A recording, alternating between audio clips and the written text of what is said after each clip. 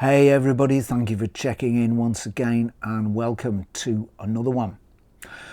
Some time ago, in fact some years ago, I made a list of my 5 favourite vintage lenses. Time has gone by since then and my experience in vintage lenses has also changed since then. So today I'm going to bring you my 5 favourite vintage lenses updated. These lenses are all very nice optics and they will all make you fantastic images that no other lens could make. So strap yourselves in, buckle up, hold on tight, because here we go.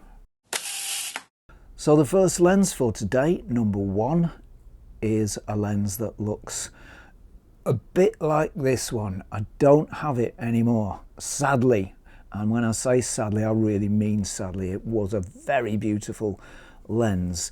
It's a Nikon lens, which is why I picked this one up, and it's the Nikon 105mm f2.5, which I tested recently. The reason I don't have it anymore is because it was a keeper. I was going to keep it, but I found just a little bit of damage behind the front element. In fact, I think there's a doublet. The first pair is a doublet, and maybe it was sandwiched between a doublet, or anyway, it was in the lens somewhere. I couldn't get it out. It was quite a significant piece, so I don't have that lens, but I do have its images and it lives on in my memory. I will get another one sometime soon. It was a beautiful optic. It's a 105mm lens and I do love short zooms, so this was really in my ideal focal length to begin with. I've used a couple of other 100mm lenses before. That was the Olympus, those were the Olympus 100mm 2.8 and the Vivitar 100mm f2.8. The Olympus is lovely, the Vivitar is pretty nice, but this Nikon that I don't have in my hand is actually something very special indeed. The whole of the internet, if you Google this lens, if you search for this lens, you will find that the whole of the internet loves this lens. I could hardly see a bad word spoken about it.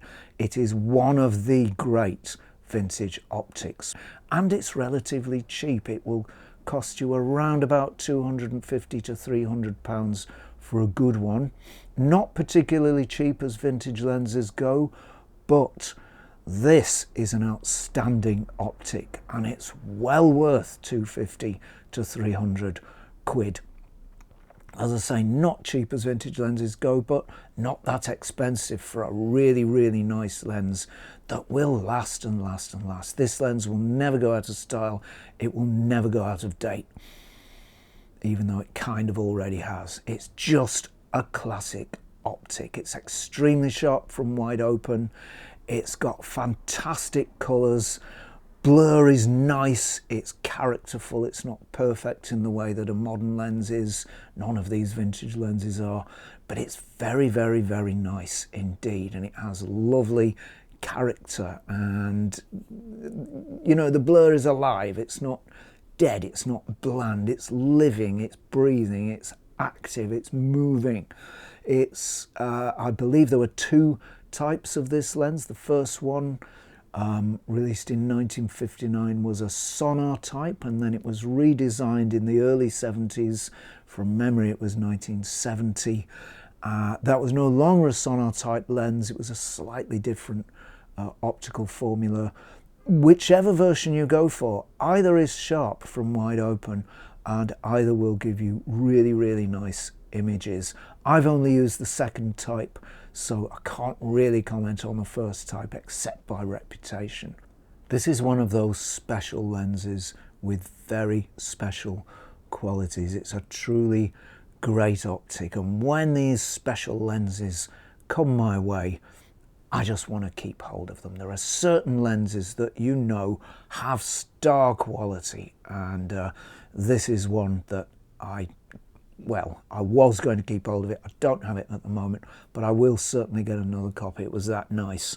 I used it a lot in the time that I had it. It just puts a beautiful sheen, a sort of, what's the word? Joyful, exuberant, fun, lovely, special. This lens it can look at any bit of the world and make it look nicer than it actually is in real life, and that's a real achievement for a lens. This is the Afghan Girl lens, as you probably know. It took that shot, Steve McCurry took that shot with it during the 1980s. I think it was really designed as a portrait lens. It works very, very nicely as a portrait lens, but of course you don't have to use it as a portrait lens exclusively. I found it really good for general photography as well as sort of portraiture and the more traditional uses you might put a lens of this focal length to. A really beautiful optic, a very, very special optic, and one that you should, if you're serious about vintage lenses and you like to collect vintage lenses and you like to try vintage lenses, don't miss this one. It's absolutely gorgeous. Next we've got this one. This is a really, really special lens. Let me show you what's written on the front. Can you see that it says Konica on there? I hope you can, because this, I just can't get over how nice this lens is. It doesn't, in your hand, it doesn't feel anything particularly special. It doesn't look anything particularly special. It's a fairly humble looking and feeling little thing. It's the Konica 40mm f1.8, and this is such a beautiful lens that, again, I'm going to have difficulty explaining just how nice it is. It's absolutely gorgeous. I used this lens for street work primarily, but it's also great for general work as well. There's just something about a 40mm lens that on full frame cameras, on a 35mm film camera or a full frame digital camera, 40mm just works. It's special. It does something magical. There's just something about the relationship of this focal length to this full frame 24x36mm, I think it is, that just works beautifully. The world seems to fit through this lens just perfectly. It's not too long. A 50 is a little bit too long for this kind of work. A 35 is a little bit too wide for this kind of work. This lens, although it's only 5mm difference to a 35 and 10mm difference to a 50, it just makes a difference. This is a magical focal length to start with. That's the first thing. The next thing is to say this might just be Konica's finest lens. I've used most of the Konica lenses, the earlier ones and these later AR Hexanon ones. I rate this as the nicest one. Konica lenses are famed for their colour representation. They tend to have really nice colour representation. This is the best for colour representation of the Konica lenses, and it's one of the best vintage lenses for colour representation that I've shot. It's up there with the big boys. It's pretty much as good as it gets. Colours are very beautiful through this lens. A little bit exaggerated, a little bit saturated and pumped up, just how I like them. There must be some very nice coatings on this lens because it deals with flaring very well, and it's got good contrast, and it doesn't too easily drop if you've got sun in the frame, although like any lens it eventually will. Colour is beautiful. Blur is nice. I mean, one doesn't buy a 40mm as a blur monster, but what blur there is really nice, and I think from memory it's got a good minimum focus distance as well. 45 centimeters. So yeah, that's reasonable. That's you know, about par for the course for an SLR lens of the time. In this, of course, an SLR lens. It was made for the Konica SLRs. When you hold these Konica lenses in your hand, as I say, these, especially these, the later AR Hexanons, I mean, they're not the best made. They're not badly made. These are not badly made lenses. That's not the impression I'm trying to give. They are all metal, mostly. Come to that in a moment. And they've got beautiful optics. Everything turns nice and cleanly. Focus ring turns nice and cleanly anyway. The aperture ring, actually a little bit clunky on these hexanons. That does sound a little bit cheap, and it's made of plastic, and they've only got 6 blades. Or is it 8 blades? No, it's 6. But, you know, despite all of that, this is one of the nicest vintage lenses you can buy in one of the nicest focal lengths if you're shooting full frame, either film or digital. On micro four thirds, this will give an equivalent focal length of 80mm, and on APS-C it will give an equivalent focal length of 60mm or thereabouts.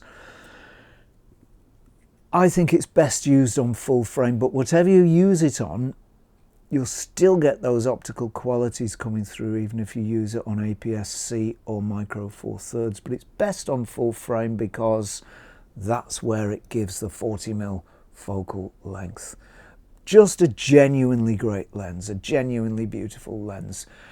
Now, when I bought this one, when did I buy this one? It must have been about 4 years ago, something like that. And I seem to recall that I paid about £40 for it. It wasn't expensive. It was about it was about a pound rather per millimeter of focal length. These days they're a bit more expensive, probably 50 to 80 pounds, maybe a bit more pounds. But even if it goes to £100, this is still a really, really fantastic lens, and £100 is not expensive for a real fantastic lens. This is a stunner. Try it. You will not be disappointed. This one has got my seal of approval. Okay, number 3. By the way, these numbers are not necessarily how I think of these lenses in terms of, you know, best to least best. They're just numbers that I've assigned to them arbitrarily. So number 3 then, anyway, this is a gorgeous little optic. I've used this recently. This is what it says on the front. Nikon. It's the Nikon 50mm f2. This lens, I've heard about it for many, many years. I heard how nice it was. I've heard that it's better than the 1.4. I've heard that it's just a fantastic optic. So I got one and I tried it, and I can confirm all of the hype is true. This is a really, really, really, that's 3 reallys, special lens. It makes some of the nicest images I've ever seen. It's one of the nicest 50s I've shot, and it's very, very, very close in terms of the niceness factor. About that much difference in it between this one and my Carl Zeiss Pankola, which is something of a gold standard for 50mm lenses. So when I shot this one, I tested it against the CZJ Pankola, and I found that this came up to the standards, or exceeded the standards, of the Pankola in every department except background blur. So it doesn't have the best background blur. What it does have is very, very, very beautiful colours. I've never seen colours like this from any other lens. The word exuberant is coming into my head. The word joyful is coming into my head. These words apply. I don't use them lightly. Again, like its older sibling, the 105mm f2.5, this lens makes any bit of the world it looks at look more beautiful. This lens imbues the whole world with joy, with beauty, with exuberance, with fun, with fizz. It's just gorgeous. Colours are light, bright, optimistic, energetic, a little bit saturated, just gorgeous. I've never seen anything like it. Absolutely gorgeous colours from this lens. It's very sharp from wide open. Whether it's sharper than the Pankolar, I don't know. It's about the same. It's in the same ballpark. If there's a difference, it's only, you know, that much. Five of your tiniest units you can imagine. There's not much difference between them. Certainly in terms of sharpness. They have very different characters in terms of colour. The CZJ is remarkable for colour, but I think the colours from this one are a little bit more enjoyable, if that makes sense. They're a little bit more fun. This lens has a bit more fun factor than the Carl Zeiss Jena lens. Where it falls down is background blur. Now, I'm not going to use the word horrible, because I don't think that would be fair. It's not horrible. There are lenses with worse blur than this, but it's not the best. It can be nice, it can be soft, it can be lovely, it can be delicious, it can be very characterful, but it can also be a bit harsh, it can also be a bit jittery, it can also be a bit nervous and, you know, as though it's sort of suffering from a bit of an electric shock. So not the best lens for background blur. Very nice background blur, nothing wrong with it as such, but when you compare it to the nicest lenses for background blur, vintage ones that is, when you compare it to the Pankolar's background blur, it just isn't as nice. And you've got to say that about the lens. Having said that, I deliberately didn't use the word horrible because it's not horrible. This is not the kind of blur that draws your eye to it and makes you, you know, gives you bad dreams for the next couple of weeks. It doesn't make you look at it and go, ah, that's awful. But when you do look at it, if you do examine it, it's not as soft as I think many other vintage 50s, maybe even most other vintage 50s, but it's nice enough. I'm going to give it a pass for blur because, as I say, it's nice enough, and all those other elements contrive and conspire to make it just flipping delicious. I don't know of any images, or rather I don't know of images like this that this lens can make that can come from any other lens. This is a unique optic, absolutely gorgeous.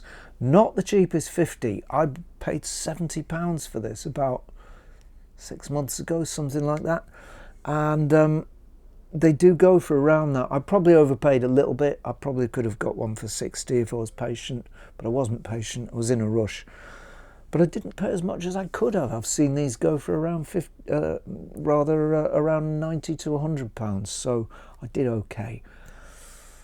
Not the cheapest, but well worth it. A beautiful optic, definitely carries my seal of approval. Next is a truly gorgeous, delicious piece of vintage glass, and it might be just the nicest vintage 50 you can buy, all things considered. I'll show you what it is.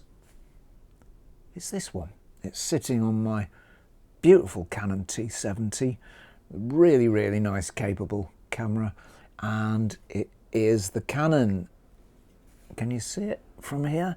It's the Canon FD 50mm f1.4. This is a truly gorgeous vintage lens. It's probably one of the most highly developed vintage lenses you can buy. Vintage lenses from the 50s, 60s, early to mid 70s have a lot of compromises. That gives them character for sure, but they do have those compromises which lead to optical flaws. Sometimes they give really interesting shots, sometimes they give really characterful shots, sometimes they make shots that are not that great.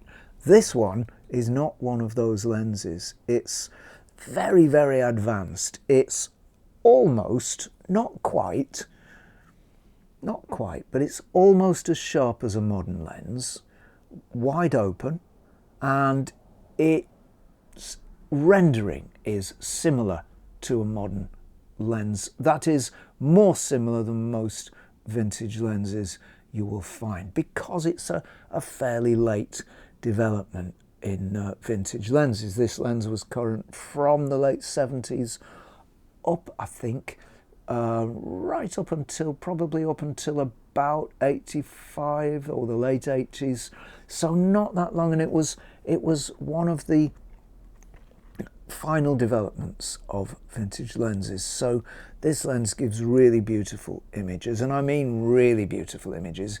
This might be, all things considered, the best vintage 50 you can buy. I think I might have said that already, in which case I've told you twice, which means it must be true. Honestly, it's a gorgeous lens. Colours are gorgeous, strong, vibrant, nicely balanced, not too cool, not too warm, saturated, just gorgeous, absolutely gorgeous.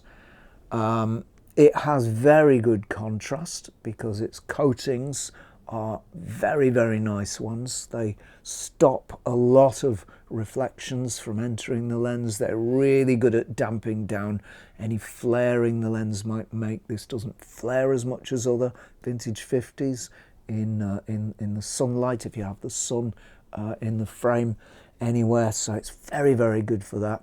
And it makes some of the best flares I've seen from any lens ever. I don't know if you like lens flares. I know they're not everybody's cup of tea.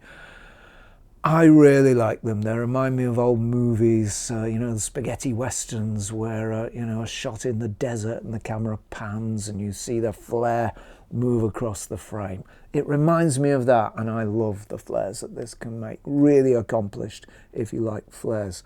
Great colour, we've talked about that. Very, very nice blur.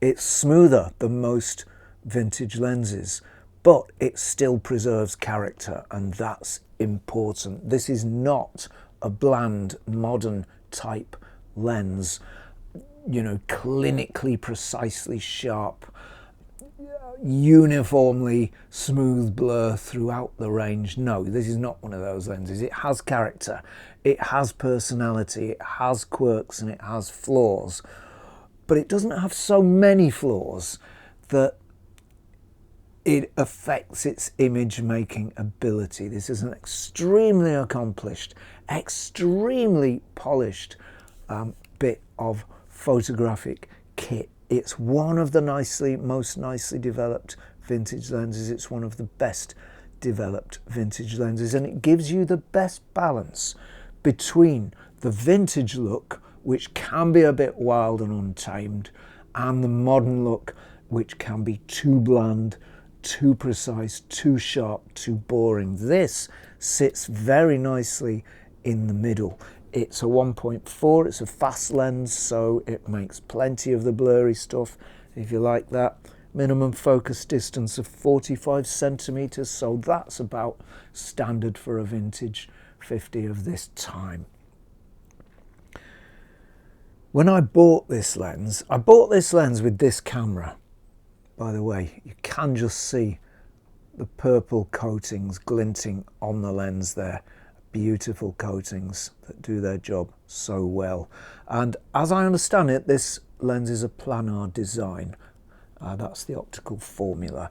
That's a very old formula. I think it was invented by the Zeiss company many, many years ago, maybe in the 19th century, last years of the 19th century or the early years of the 20th. Very old design, very successful design, a planar design.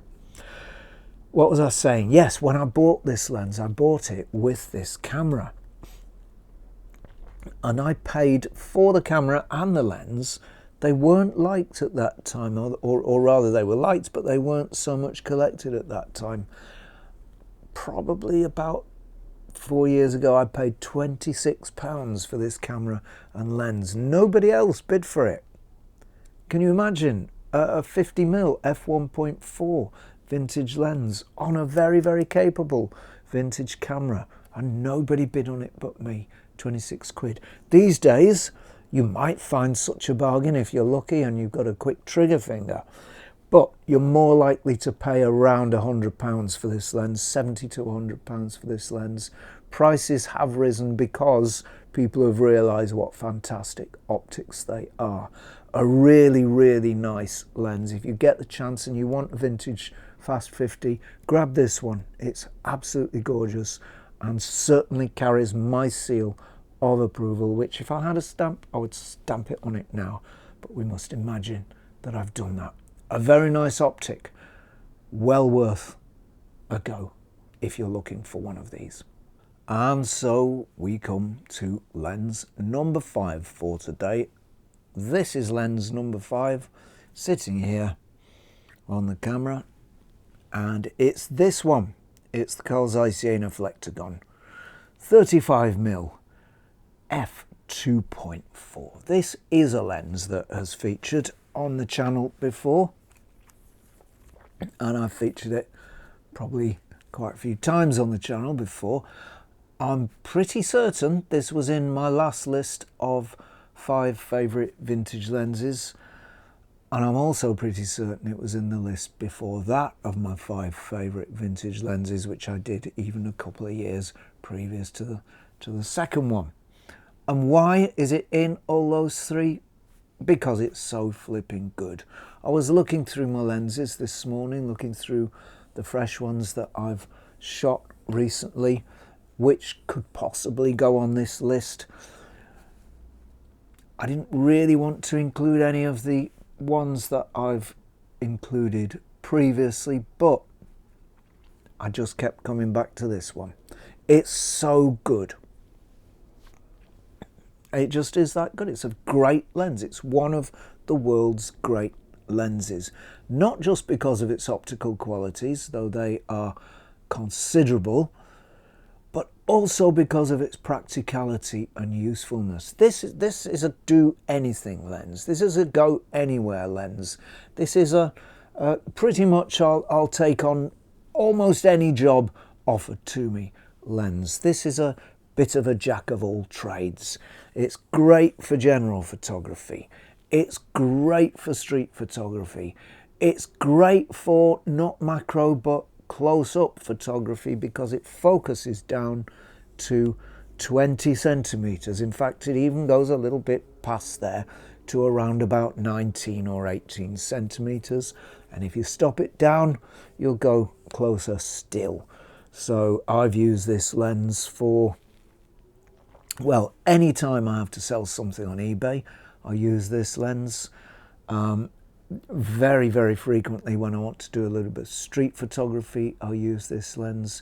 When I want a lens that will give me smooth, delicate colours and good sharpness from wide open, I use this lens. When I want a really good all-rounder, I use this lens. And, you know, flipping heck, it will even, at a push, make you a reasonable portrait. So it's very, very practical, and it's a real all-rounder, a real do-it-all of a lens. But it's also a Carl Zeiss Jena lens. And not only that, it's a Carl Zeiss Jena Flektogon lens. And those are some of the world's great optics, great vintage optics anyway. And this lens will stand in any company and come off well. I even compared it a couple of years ago to a modern Zeiss 35mm. I think that was an f2.8.